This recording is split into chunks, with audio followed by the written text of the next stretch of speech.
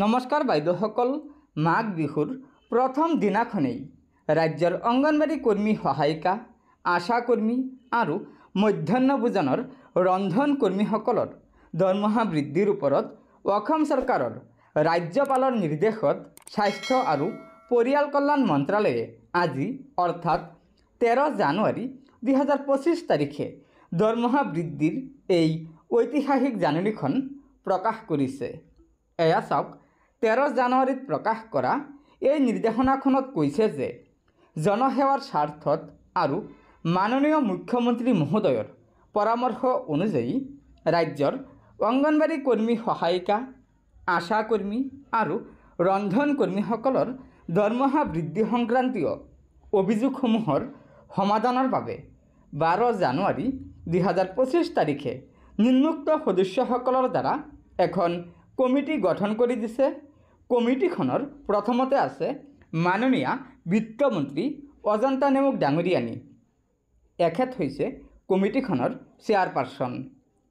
মন্ত্ৰী অশোক সিংহাল এখেত হৈছে কমিটিৰ সদস্য।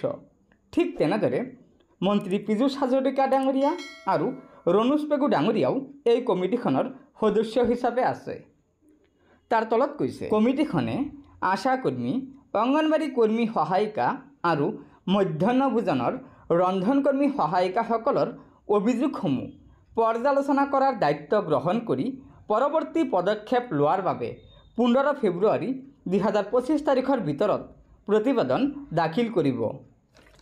গতিকে বাইদেউসকল, এয়া নিশ্চয় অসম চৰকাৰৰ এটা ঐতিহাসিক সিদ্ধান্ত যে অহা 15 ফেব্ৰুৱাৰীৰ ভিতৰত ৰাজ্যপালে গঠন কৰি দিয়া কমিটিখনে অংগনবাড়ী কৰ্মী সহায়িকা, ৰন্ধন কৰ্মী আৰু আশা কৰ্মীসকলৰ দৰমহা বৃদ্ধিৰ প্ৰতিবেদন দাখিল কৰিব আৰু আশা কৰা হৈছে যে আঁচনিভুক্ত কৰ্মীসকলৰ আশা অনুক্ৰমেই দাবীসমূহ অসম চৰকাৰে পূৰণ কৰিব।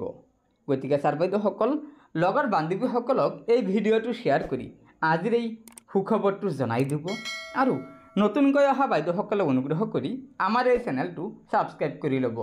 গতিকে আজিৰ ভিডিঅ'টো ইয়াতে সমাপ্ত কৰিলোঁ। ধন্যবাদ। জয় আই অসম।